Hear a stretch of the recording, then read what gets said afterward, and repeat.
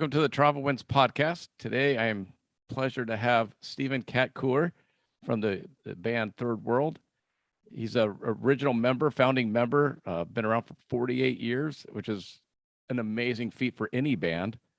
9 Grammy nominations, over 30 albums. Been a fan since Try Jaw Love was my big hit. And I started listening to you guys in about 86, 87, but that album had been out for a few years. How are you today, Cat? I'm doing good, man. How are you doing? I appreciate it. I'm doing really well. How's everything going for you? Everything's going pretty well. I mean, ever since I would say around March 2020, things have been very quiet because of COVID-19. Absolutely. So, but I mean, a lot of musicians still have the ability to travel a few places. Like Third World has had the ability to do that. Traveling to England last year was very special for me because I hadn't been there in a while, and I had a chance to appreciate it from a tourist point of view because after I finished the assignment that we had, I stayed over in London for a week and did all the tourist things. Went to London Bridge, went to the Tower Bridge, we sailed down the Thames. Nice. I did the whole thing, and I really, really enjoyed it, I have to tell you. Do you find as you've gotten older that you want to see more things? For me, when I started traveling, I was like, I got to get in, get out. I made my money, now I got to go. But now I'm like, let me go see this, let me go see the museum, let me go see that. Yeah, I find that I may have been fascinated as a youngster by all those things too, but just never really took the time out to do it. Yeah, exactly. I'm like, now if I get the chance to go to, to go on Broadway and see the Tina Review, or, as I said, go in London and I got a chance to actually be behind the steering wheel of a double-decker bus, which is something I'd never dreamed I would ever do. That's cool. So those kind of things are really special in this time. You know what I mean? They're very special. Do you think COVID and the lockdown also kind of changed your perspective? I know a lot of musicians I've talked to wanted to take a break or were kind of tired of going on the road, but then when it was taken away from them, they're like, I want to get back out there. Very much so. Yeah. I don't think that there was ever a time when I was saying, well, I wanted to take a break. I don't think so. Okay. Because to be honest with you, this is the latter part of our career. And, the dates have slowed down. So, there's not as many dates as there were before. So there was never any anxiety to not be on the road. I mean, being on the road was what we really wanted to do. But when COVID came and hit us, it was very demanding in terms of that I couldn't move. I was in Jamaica. Yeah. And my family is up here in Florida. And I couldn't even get to see them. I couldn't get to come back to see, my manager or all the people who make up the Third World family. All of that was very quiet. So it was just a matter of just being in Jamaica and just really kind of, I guess, being introspective and sort of doing just a regular thing. But I certainly got to spend a lot of time with my brother. Nice. Because I was staying with him, which was really good for me because both of us had lost our other brother just recently. Before that, he passed away. So it was good for us to get together and to be together. That was really cool. Yeah. And, as I say, just taking the step to get back and to do some dates was really great. The England thing, as I said, was fantastic. And, we've done some other things. We've been out to Red Rocks, out in Colorado. I travel quite a bit in the Caribbean because I have very close friends in Anguilla. I don't know if you've ever been there. No. But it's a superb little island. And we do a moon splash show down there every year. Yep. And it's really nice. It's nice to travel in the Caribbean. It's nice to go to the big cities and to go to the countries like France and Germany and Africa and so on. it's also good to go to small Caribbean islands where you really interact with people and you really get to see beautiful, beautiful beaches and just stunning, stunning visuals, you know. I was going to ask you, out of all the places you've been to, what's your favorite, and is there a place you haven't played yet that you want to? Okay, so the first part of the question, I can't say I have a favorite place. Okay. I love New York, I love Los Angeles, I love London, I love South America, I love Canada. You know, Toronto is a beautiful city. But I would like to go to China and India. Okay. China and India and Russia. I'd like to go to those three countries. And I've never been there before. So that will be on my bucket list. We gotta try and make that happen somehow. Yeah. You know, I noticed that like you had performances even during the lockdown. You played with Julian Marley and you had some things going on. Was it just a lot slower? Yeah. It's just what it was. It was just a lot slower. And for instance, when I went to Angola to perform, I went there to perform with Eric Donaldson. Okay. It was one night was ours and one night was his, but we were going to be the musicians that were going to back him up. That's cool. So that was how the whole thing was framed, you know? Yeah. And we had to quarantine for 2 weeks before that gig. So, I mean, I was sitting there in a beautiful hotel for 10 days, 11 days, just sitting there. And, you know, I mean, I can't really complain. I got to, you know, enjoy the place, enjoy the season. It could have been so much worse. Yeah, it could have been worse, but at the same time, you know, I mean, it's a lot of times to be sitting down in one place and you're not doing anything. You know what I mean? I know. Yeah. Well, that's one of my other questions I always ask is how do you fill up your time? Because there is downtime. I mean, I do the same thing when I'm on an airplane or traveling. How do you fill up your downtime? My downtime is filled up with a lot of things. I'm a very big sports fan, you know. So, like this weekend now, I'll be watching the Super Bowl and I watch a lot of cricket. I watch a lot of soccer and stuff. Pretty much, you know, my downtime is just like it's really about having fun, having fun with my friends, sharing time with them. I like to cook too. Nice. You know, I like to cook. I like to cook a lot. Yeah. So I find myself doing lots of cooking, lots of just taking it easy, you know, because I know when the time comes and things get hectic, that, you know, you have to be on your P's and Q's and you have to be able to move at a moment's notice, you know. What kind of cooking do you do? Just whatever, or? Yeah, I mean, I can do a couple of things. I can do Jamaican food really well. I can Chinese food really well. I can do Indian food really well, you know, but just basically most of the stuff I do is things I learned along the way from people who have come in contact with, you know. Sure. Like Italian people taught me a lot about cooking Italian food. And, you know, and all of my Indian friends that own restaurants, they really like it when I come there because, you know, they feel that a little starstruck. Yeah. And so I use that and I ask them about things. I ask them about making samosas. I ask them about doing, you know, various dishes and stuff. And so you learn along the way, you know. So it's really, in that life is a learning process. And I think that it's very exciting for me to be talking to you about traveling because I think that traveling is the greatest school I ever went to. Yeah. You know what I mean? Totally. I learned more traveling than anything else in my life, even more than being in the music business and being able to rub shoulders with lots and lots of great people. But the traveling, I think, you know, it did something special for me personally. Yeah. And I think that pretty much, especially traveling to countries that don't speak the same language that you speak, it's a revelation because, you know, things are different and you can't, you know, but you can feel the passion of the people, you can feel the vibration of the people and everything. But because you're not, you know, bilingually profound, or, you know, you can pick up a few things here and there, but you're not really on it. So it's very difficult.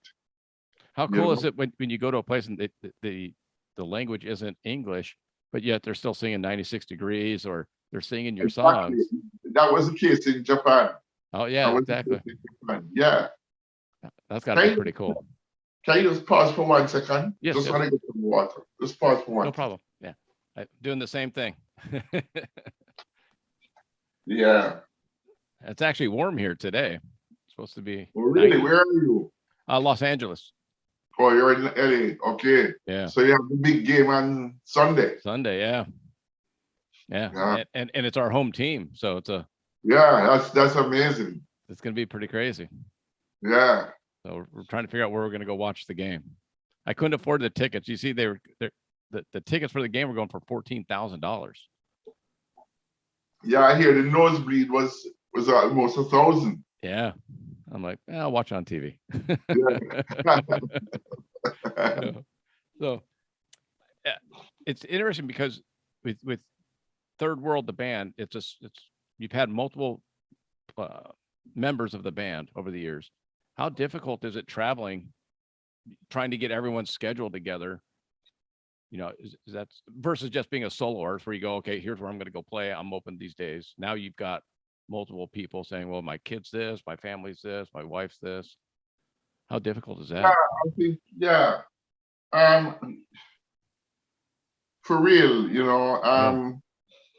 I think that the original members of the band who, from the very early days, I think we had a synergy about us because we actually had spent so much time together. Now, when some people left and other people joined, it took a little time for those people to really, think in terms of like knowing exactly, for instance, what our modus operandi was and, how we moved around and stuff. And but I generally believe that most musicians are travelers. They're not, especially Jamaicans. They're into it. They're into the performing side of things, and that they don't really have a problem with moving around, or and the families. The families, I think, encourage it because they benefit from it. They benefit from it. They get to see all places all over the world. Yeah. And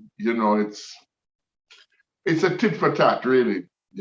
Did you take your kids out on the road when they were younger? Yeah. I took my kids on the road, and that's how I think two of them got so much into playing music. I mean, I did the same thing with my daughters. I would take them out when I could, and when school allowed and all that.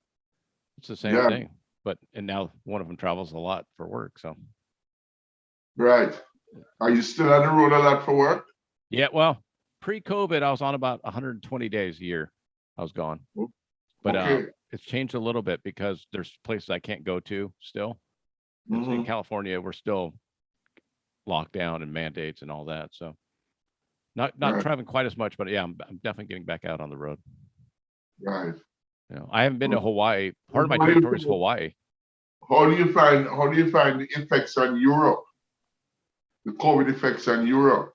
It's interesting because it's country by country, which, in the States here, going from California to Texas is like going from England to Italy, it's distance wise, but every country has different mandates. So it's difficult for people to set up things if you want to, because you don't want to just go to Europe for one place. You want to hit multiple places. Right. But it's been difficult trying to do that, trying to hit multiple places because of all the different situations going on in the countries.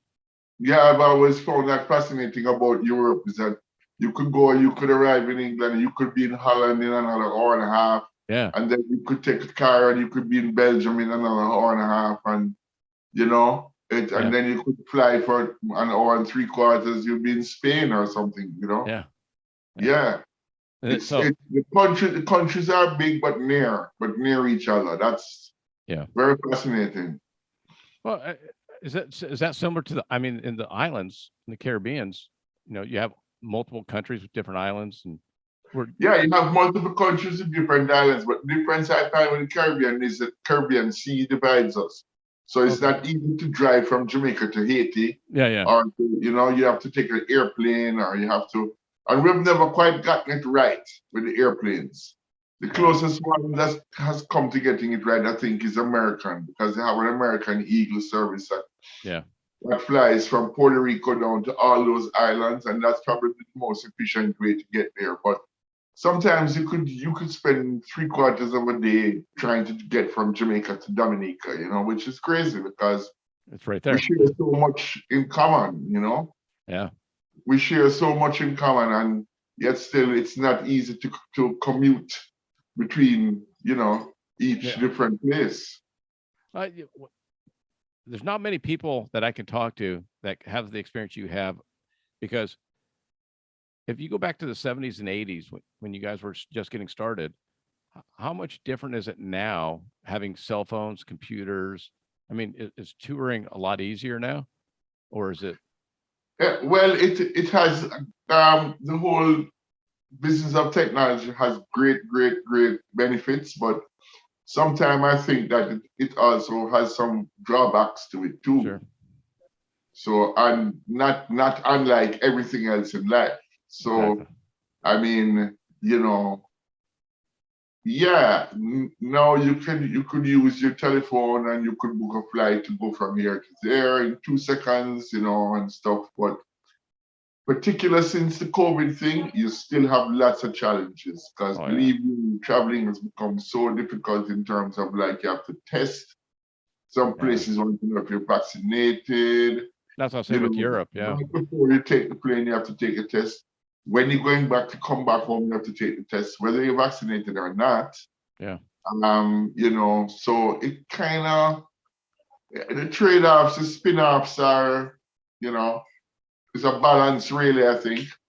One of the things I put on my phone is a translator. So I can translate English into multiple countries and it plays it out. So when I'm out and I meet somebody from wherever, Japan or Brazil, a lot of Portuguese. Yeah, I can just play it. And that's one of the things I love about the technology. Yeah, well, I have that app on my phone too. Yeah. But I haven't used it that much yet. But I'm just learning.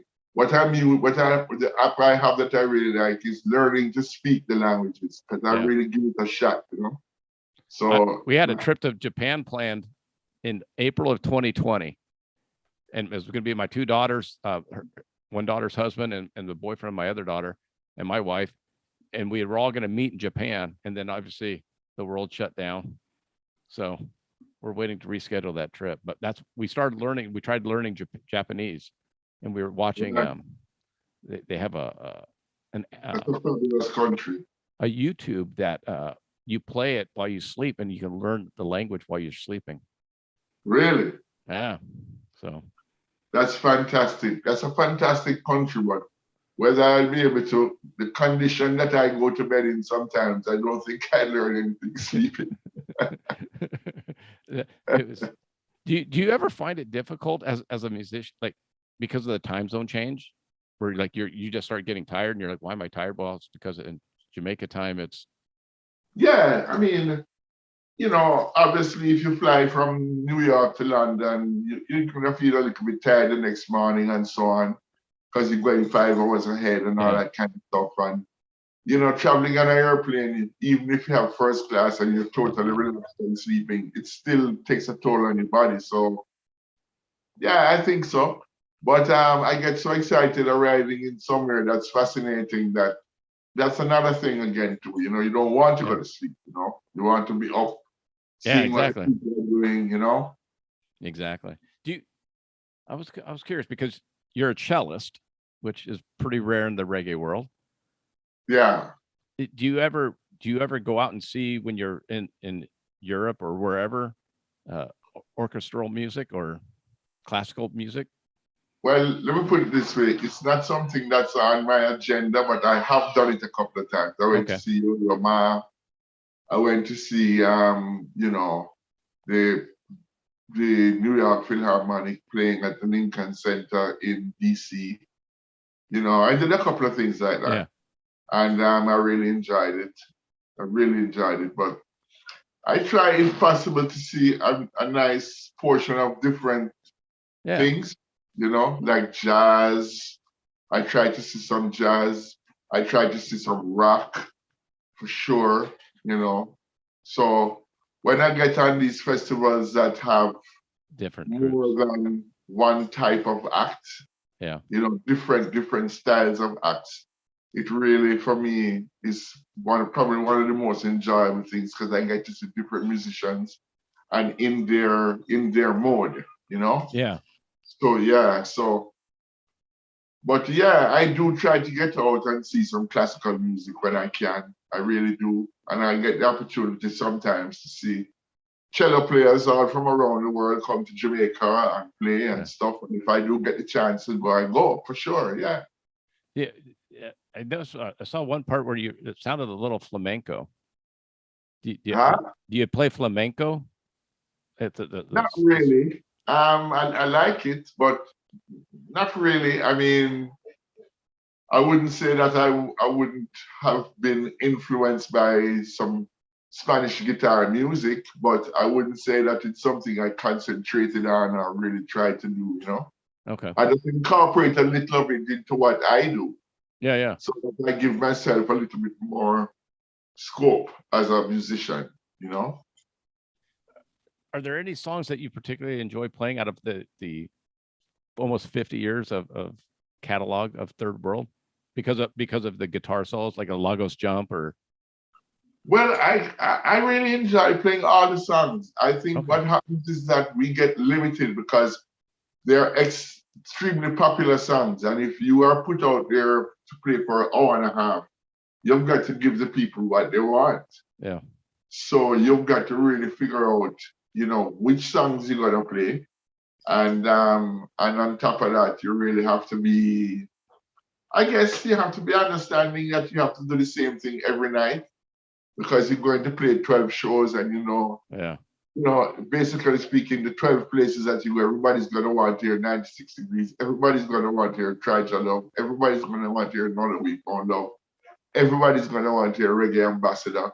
So, you have 5 or 6 songs that you play that they are staples and you're not going to get away from them. With the latest album you had, it came out in 2019 and Damien was the producer. Were you able to tour much with that album or because of the We were lockdown? just about to really take off when the COVID hit.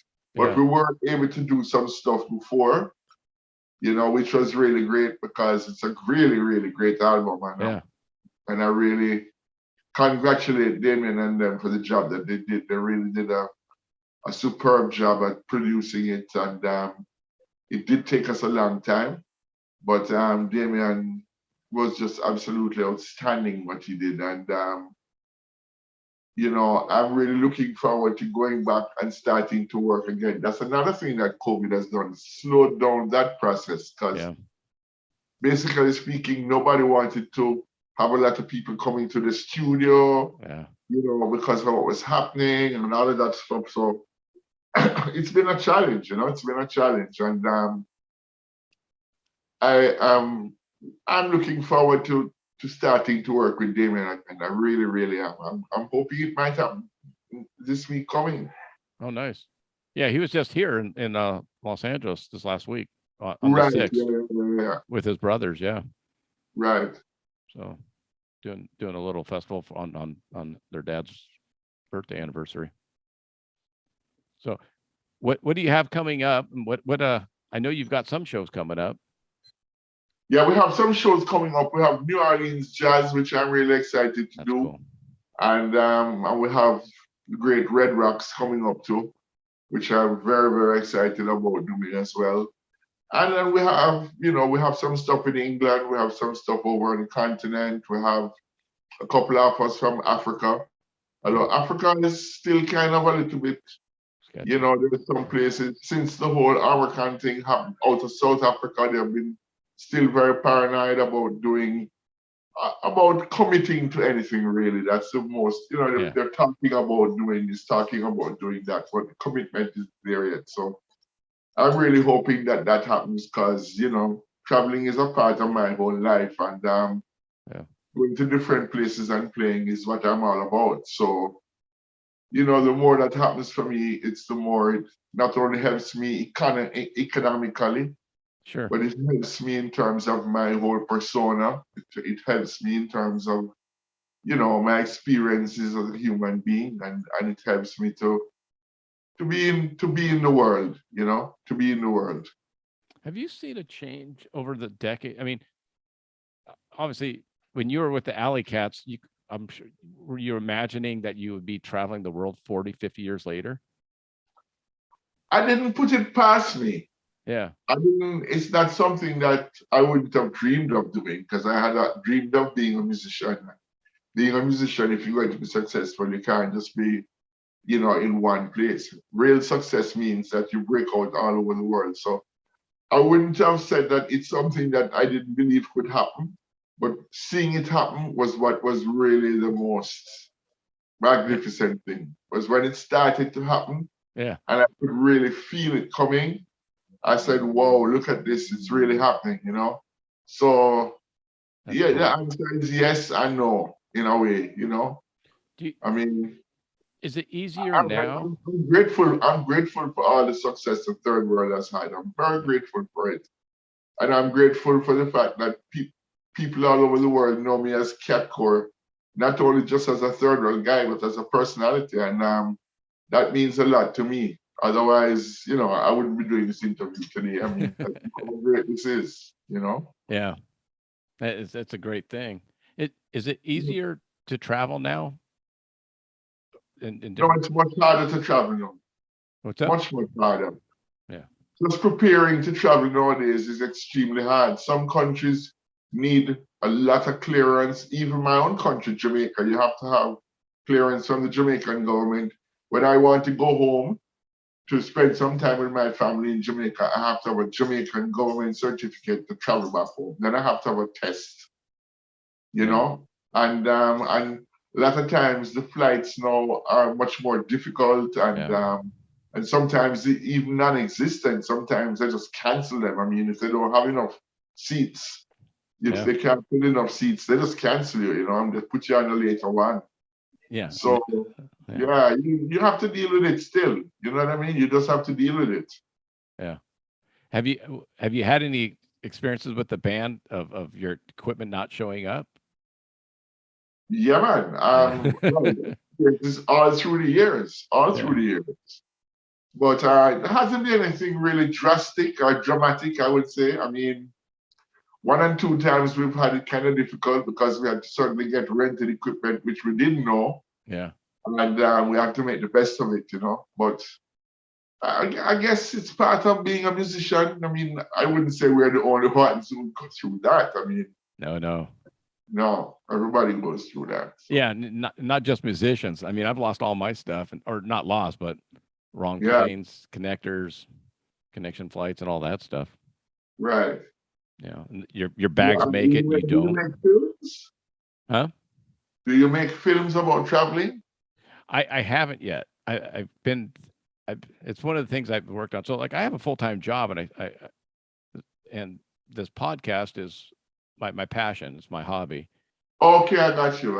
Yeah, it's cool. And so I travel for my job, and then I talk to other people that travel. So it helps me, and obviously I get word out, and then other business travelers listen to you, or musicians that are coming up, and they figure it out. That way, I look at it and go, when something happens bad on the road, if you've heard from other people that similar things happen, it makes it okay. You don't feel like you're doing the wrong thing. I mean, and you could, and I've found situations where I'm traveling countries, maybe Europe comes to mind, where, we get stuck in a train station in Germany, and people are so nice to us and take care of us, carry us to get another train because we don't speak the language, help us out, show us what to do, and all that kind of stuff. And I found a lot of people around the world have done that for me. And if I'm in Jamaica and I see a tourist down there and he hasn't got a clue what the hell he's doing, believe you me, I'm going to help him out. I'm going to tell him, don't go down to that particular area there. Or you can absolutely go here. Don't worry. If you want to see Jamaica and get a life, as to use the word, that's the one to go to. That's not the one to go to. I do the same thing here in Los Angeles. Right. I'm more than happy to do stuff like that because people all around the world have done that for me through the years. And I've found that people everywhere are the same. They're very loving, they're very nice, and very understanding. And they really like when you ask them about their culture or ask them about their food or ask them about what their lifestyle's like. Yep. They very much appreciate that, and they like to impart that to you. So I think that we Jamaicans are very, very special when it comes down to that too. We like to tell people about Jamaica. We like to tell people how Jamaican people are. We like to tell them about curry goat. We like to tell them about jerk chicken. So it's really nice. It's Proper a nice football. experience. It's a nice experience to be able to move around the world. Yeah, I think that's why I wanted to start this show, because I wanted to be able to talk to people from around the world and share their experiences. Right. Yeah. And you've got more experience than just about anybody I've talked to. 48, 49 years with one band. It's incredible. It's been great. It's been a great ride, and it's been an interesting one also. It's been one that has been fulfilling. It's one that's been able to allow me to send my kids through school. It's one that's allowed me to live a very wonderful life, seeing Paris and going to Madrid and all over the place, going to Africa to see all those cultures and over to Japan. And it's given me great, great, great experience. And it's just nice to be able to tell you that, to sit here with you and to tell you that. It's great. It's a great message just to travel. I mean, man, it's a great deal, man. It's a great, great deal. I find, like, I get stuck here in Los Angeles or California, and when I go just to different states, or Canada or Mexico, it like you said, it gives you kind of a balance of when you come back, I'm more appreciative, more humble, more gratitude of what I have here and the people I meet. Yeah, absolutely. And the thing about it is that traveling across America, really, one thing about America, they're very, very much the same. The state may look different, but Bob's Big Boy is there, McDonald's is there, Texaco gas station is there, Shell is there, Burger King is there. You're gonna see all those places. But each one of them has a personality. Each one of the states I notice has a personality, and cities have personalities. Yeah, absolutely. Personality. Los Angeles has a personality. San Francisco definitely has a personality. New York, big personality. So, even though you're in the US, you're still experiencing a lot of different stuff that's really fascinating and educates you a lot about people all over the world. It's something that is very important for, I think, people who are interested in life. Traveling is very, very important for them to be able to experience. I mean, there's some people who probably have never had a chance to leave the state they're from. And I really feel it for them because they're missing out on so much education. They're missing out on so much love from all over, from different things and so much different kinds of music and so much different paintings and so much different buildings and so much different looks.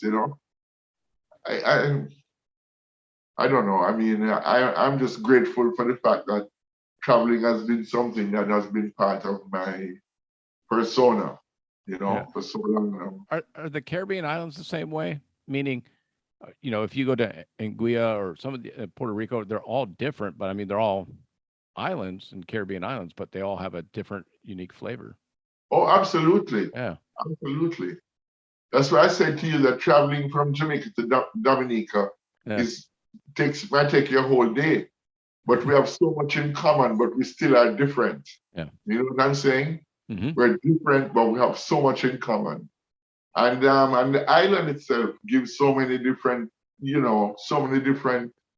viewpoints. I mean, like Dominica has 365 rivers.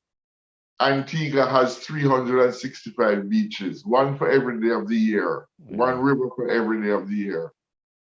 You know, Trinidad has this magnificent thing about it where it's very mountainous and pretty, and you know, and it has all the, you know, all the culture with the steel drums, and the people are so vibrant.